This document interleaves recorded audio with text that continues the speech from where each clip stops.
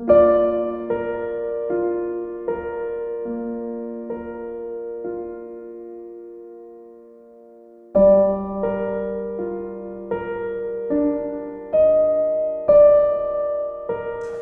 I would say that it involves a relational dimension, and what I mean by that is at a personal or an everyday level.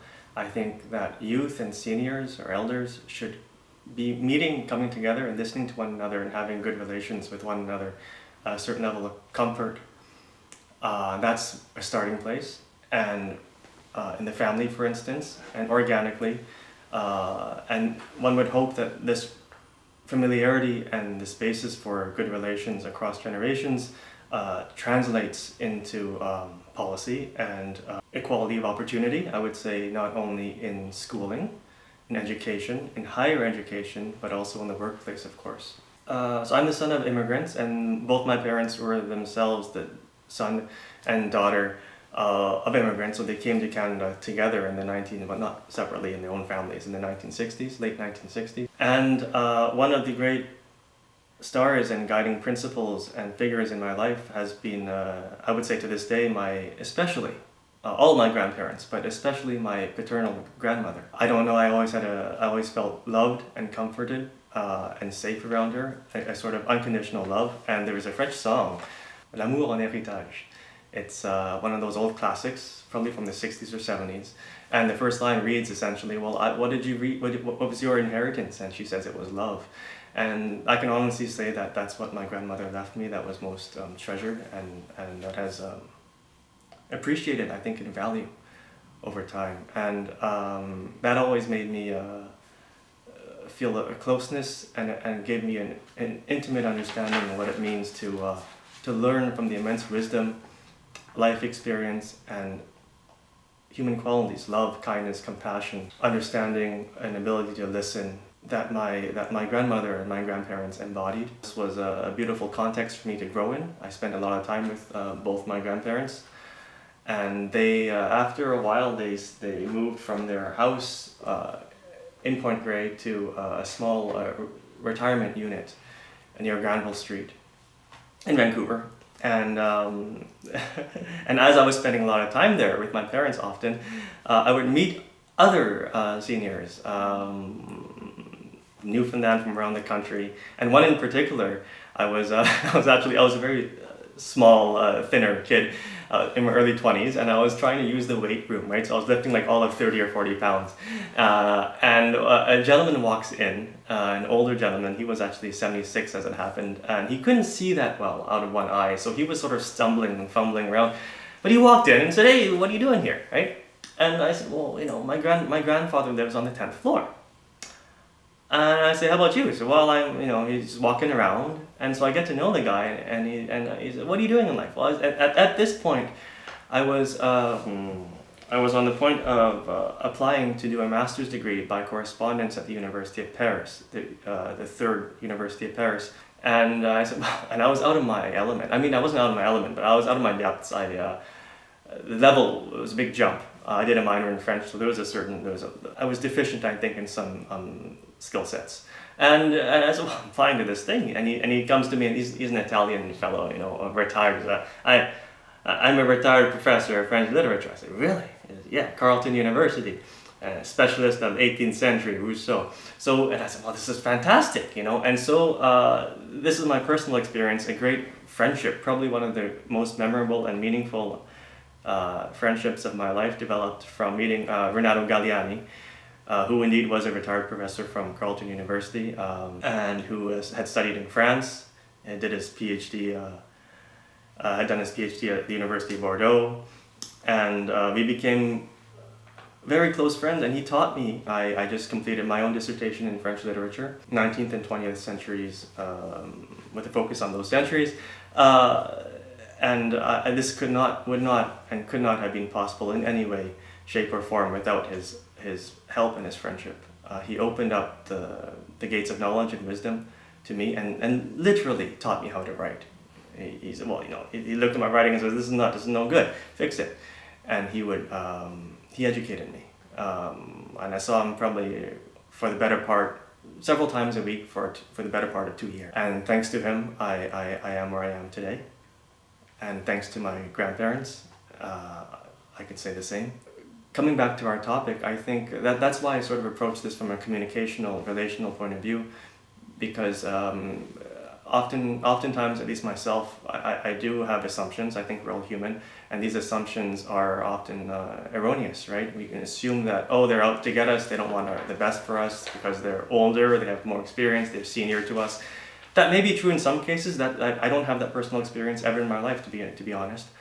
I know, of course, it does exist, but I do think that an attitude shift on both parts, whenever possible, is a step in the right direction, and to being open to the idea that those in positions of seniority do want the best for you, and often it's in their interest, at the same time, that young people with fresh dynamic ideas, new technological abilities, who are tech savvy, who have social networks and so on, and who have a different life experience in a different century and different millennium, come forth and take the reins eventually of a company, which is essentially their creation and their baby in a certain way. Or in academia, we're talking about academia. The same thing goes, I would say, for academia, in the sense that ideas they're generational ideas, right? Ideas are renewed and they are tried, and not only in the sciences, where obviously there's theory and hypotheses and verification, but also in the social and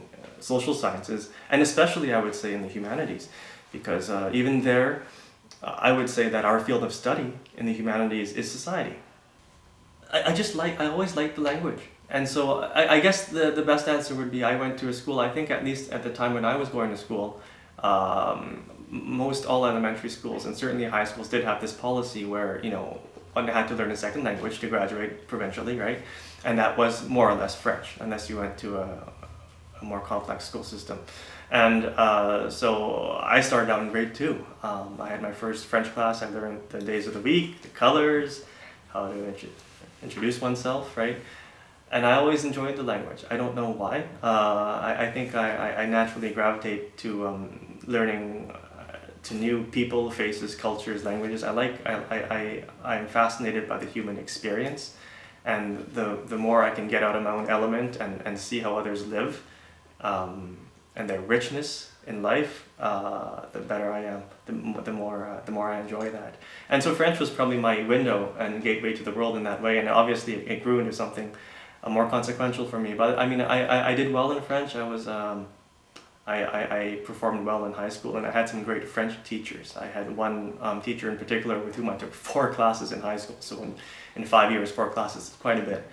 His name was Mr. Eric Stewart, and he gave me the grammatical basis, a very strong, so it wasn't very much fun all the time going through these rote exercises or learning the rules that may stick or apply, but I did, and I'm thankful that, for his instruction. And perhaps more importantly, he gave me, at least, and a good number of my classmates, the desire to see new places, to travel. He put posters up of perhaps it was anyway, different locations in France or in the French-speaking world up. A lot of audio, a lot of visuals, and this gave me it made me dream, to be honest. And growing up as a rather sheltered boy in Westside Vancouver, it was an eye-opening, literally eye-opening, ear-opening experience to be able to partake of in this culture, I feel, even from afar and at a very young age. And so this is why I ended up going to Montreal, to McGill, to pursue my studies. I said, well, this is fantastic. I want to learn French. They speak French there. And it sort of blossomed. Yeah, I do think literature is an excellent way to cheat time, if you will, right? When you read someone, Rousseau, you read someone from the 17th century, you read Shakespeare, right? You read The Tempest. You read The Tempest. You actually feel you're transported into what was 15th, 16th century Naples. You feel it. I did. And that you're on a ship that's being wrecked, and being shipwrecked, and there are magical elements at work.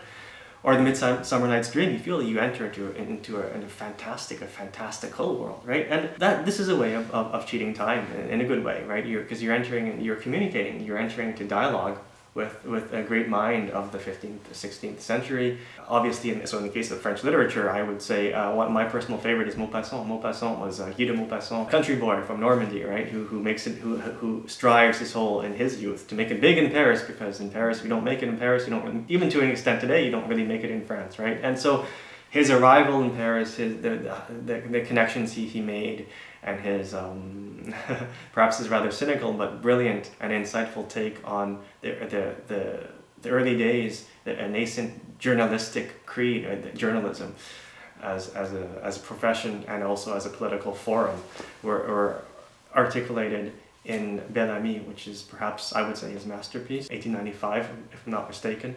And this is a way, at least it was for me, of living in a certain way in the Belle Époque, to be in France when the Eiffel Tower was first constructed. He wasn't a big fan of it. He said, "Oh, this big metallic carcass, we don't want this." But others were, right? And you feel that, and so when I did end up going to France, as a master's student, I ended up had the chance to walk on the same streets. And these are the same streets he and others are walking, and Jean-Paul Sartre, these existentialists, whoever I can name, essentially, we're on these same streets, especially in my case on the left bank. These academic institutions of great repute. Yeah, I was, and he must have walked through here. He must have walked through the high school where I was teaching, perhaps, right, or other great minds.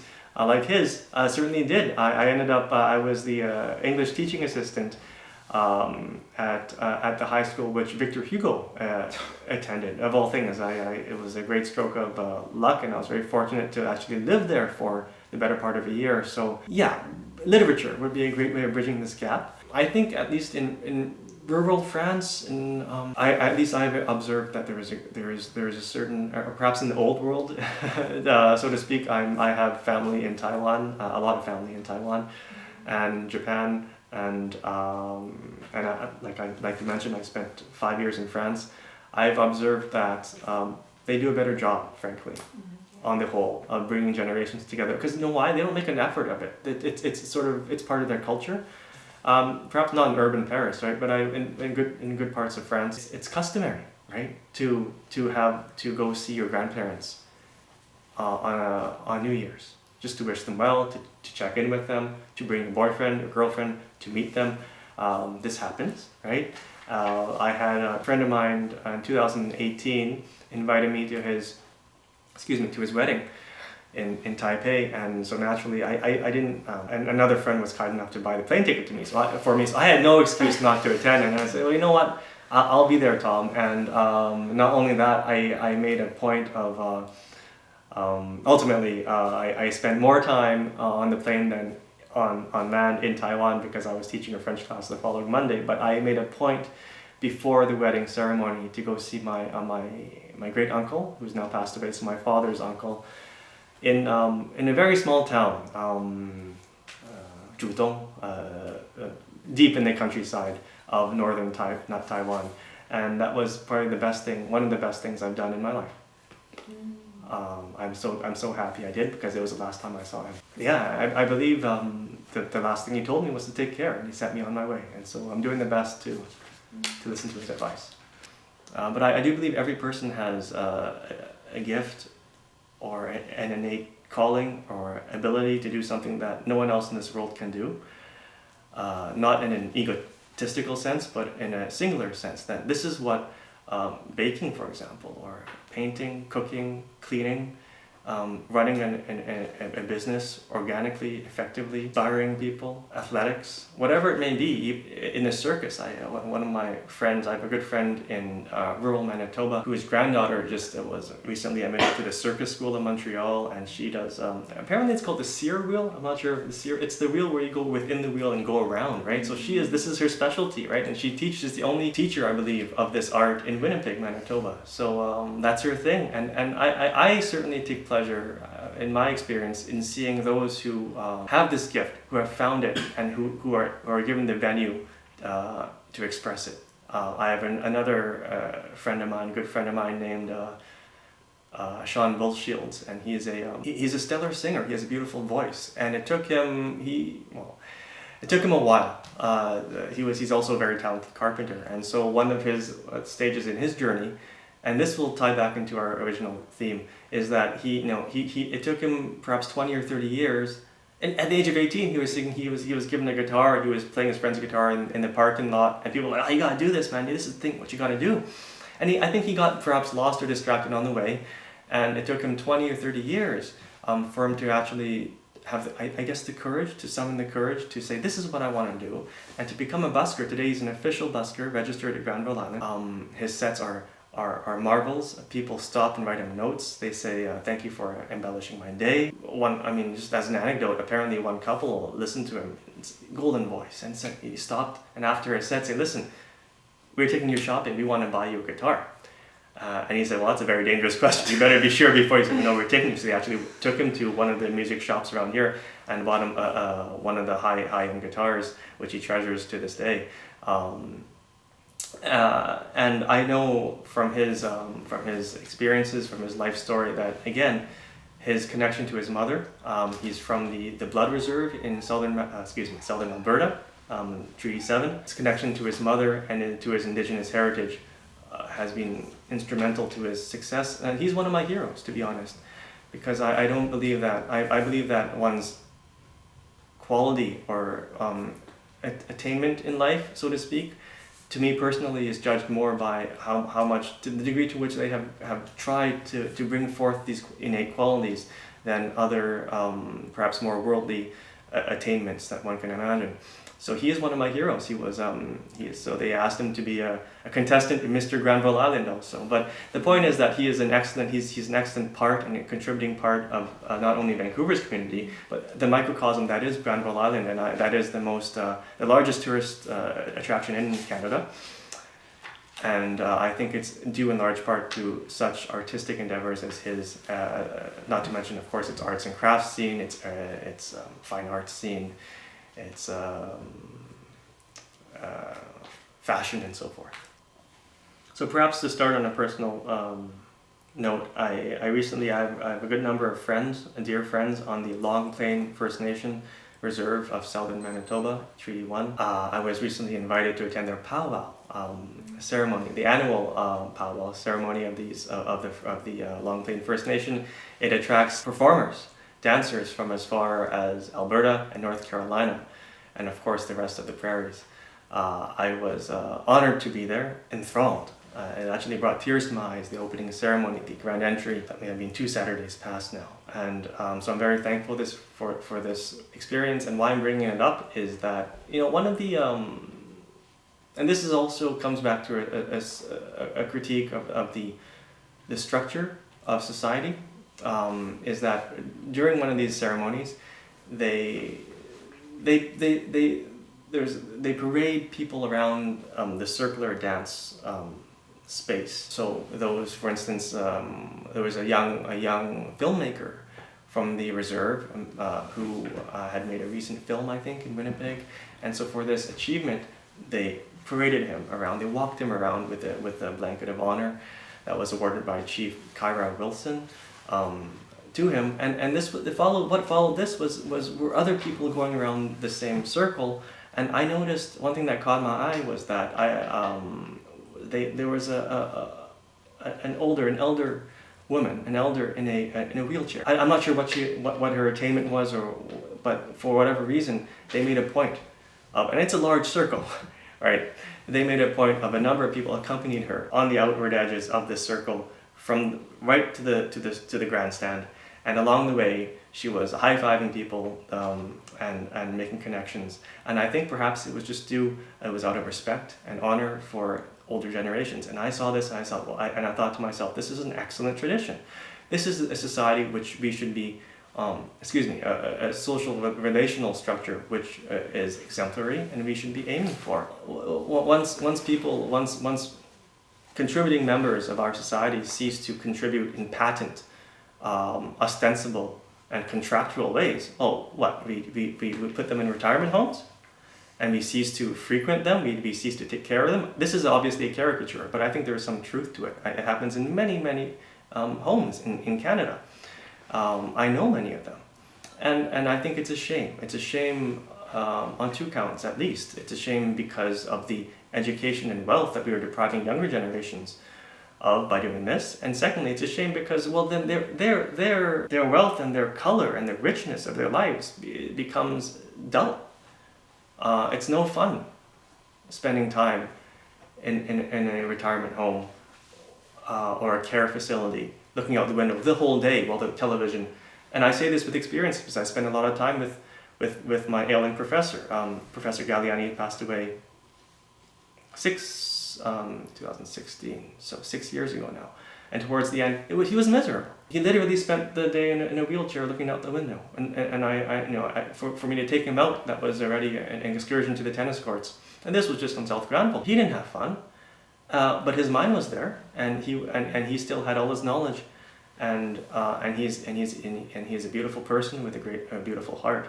And he wasn't given the circumstances and the context for these qualities to come out, because he was seen as a burden and as a patient, unfortunately. The nurses didn't really know the person they were addressing and dealing with. And perhaps likewise, because of this implicit or internalized institutional hostility or lack of trust, perhaps would be the better term. It's a lack of trust. So again, coming back to this idea of bringing people together, I think that would mean concretely giving someone the benefit of the doubt, trusting this person. And if you're proven wrong, perhaps you're the better for it, because you gave someone a chance. And I think in this life, another thing I've learned from my own personal experience and those around me is that we all need second chances. And we learn from our mistakes, and there's nothing better in life than a second chance. I think that's an excellent question. I think the environment can be defined in many ways. There are many types of environments, right? There is obviously the ecological environment, which sets the tone. There are also social environments, political environments, friendship environments, psychological environments, geographical urban environments, right? In terms of design. And so one thing I have noticed with youth, and I don't really include myself in this category, I'm 37, I would say from my observation, people who are under 30, especially people in their teens, unfortunately, is that they are, there's a lot of, there's a digital world that rivals, that has come to rival and even supplant in certain cases. That's the correct term, because we were talking about, I forget the term, what the different realities that people buy into, and they literally place credence. Belief is at the core of human existence, and what you believe in comes to define your life. That have come to supplant, I would say, sensorial, perceptive, or phenomenal reality. This is often, I would say, to the detriment of qualities such as an ability to listen, attention span, an ability to communicate simply, to have a dialogue. I just, as an anecdote, I spent a number of years in France, and once I was the student president of the Hellenic Foundation at the University of Paris, or the Hellenic Foundation residence, and we had a dance program, and a lot of younger people came to our different activities, and right at the door one day I met this young fellow, must have been a French guy, maybe 20 years old. And we sort of were connecting, we were talking about something. He said, "Oh, we should stay in touch." I said, "Absolutely." I said, "I'm having a great time talking with you." And he said, "Well, you know what?" His comment was, "You know what, yeah, this is fantastic, but you know what, I don't really know how to reply, because when I'm talking face to face, I don't really have the lapse that one needs, because when you're on the smartphone, you can have receive, send, and there's a lapse where you can reply." And he wasn't counting. He said, "Well, I don't have that, so it's a little harder like this." And I thought to myself, this is a generational gap, because I was born into a generation where you had a landline. I grew up without internet for the first good 10 years of my life. People talked to one another. That was everyday interaction at school, at work, neighbors. They brought pies. We knocked on each other's door. We went trick-or-treating. We went to events together. We ate dinner together. We invited people over. Families were close-knit, and they came together on events. We had barbecues on the beach and so on. That for me was my normal, and I cherish that. I have great memories. I love that part of my life, and I don't deplore it, but perhaps I do. I think it's profoundly unfortunate that we've lost a culture of communication. And by communication, I mean human communication. Digitally we can communicate everywhere and anywhere at any time, right? Which is also, there's to its credit, a lot to be said for that, right? In terms of long distance communication, it's fantastic, great. But I don't believe that such technological facilities should come to supplant human communication in the everyday. That detracts essentially and pervasively, I would say today, especially in the younger generations, from communication and bringing people together. On an intergenerational scale, especially because my grandfather was 80 when he learned to write his first email. I think I taught him, right? So having coming together as family units or societal units or friendship units would be a good step, I think, towards establishing re-establishing the foundations of a humane society. Yeah, I know. I certainly have encountered situations of impasse or conflict in my limited, modest political experience, mostly university-based in the past. And I think what I learned from those was an ability to understand things holistically, holistically, and also from a distance. By that I mean dispassionately. And most of all, at the same time, empathetically, I think is the word, with empathy. And what I mean by empathy is a willingness and ability, hopefully, to put oneself into another person's shoes and sympathize with this person. So, well, I would feel this way if. And not easy to do, right? Easy to say, not easy to do. Empathy allows one to remove one's own blind spots, I think. And communication, of course, helps. Say, hey, listen, it's not going that well. Tell me, just level with me what's going on. What is it that you're feeling? How can I be of assistance? What is it that I'm putting out there, perhaps, or the ambiance or the context is putting out there that doesn't suit you? I think that works just as well in the business world, in the workplace, as it does on a political in the political scheme or scene. We may have made these mistakes. This could be better here. I'm thinking of the treaty making process in British Columbia. Very clear example in my mind. And since we are in unceded territory, we're on unceded territory right now, the Musqueam peoples amongst others. Look, this is an issue we have to address, especially in places where there are no treaties. So British Columbia, the Yukon, if not mistaken, a good chunk of Quebec, Newfoundland. There are no land-based, Aboriginal title-based treaties on 2/3 of this province, right? And so goodwill on the part of all parties would go a long ways, I think, to establishing the winning conditions, or the conditions in which a feasible, realistic, and inclusive and long-sighted solution could be attained. Just bringing people to the table, different parties to the table, would be a start. Right? We've had constitutional conferences in the past which couldn't even do that. So that would be why I would like to bring people together on a relational level, so that effective policy and legislative outcomes and potentially jurisprudence could be Supreme Court jurisprudence weighs in, of course, on these issues. Aboriginal title, Aboriginal rights, Section 35 of our Constitution. This has to be on the fore of Canadians' minds. Perhaps not in the immediate future, but I think for our common welfare as all Canadians and our prosperity as all Canadians in the long run, this should be on our mind, amongst other issues, of course.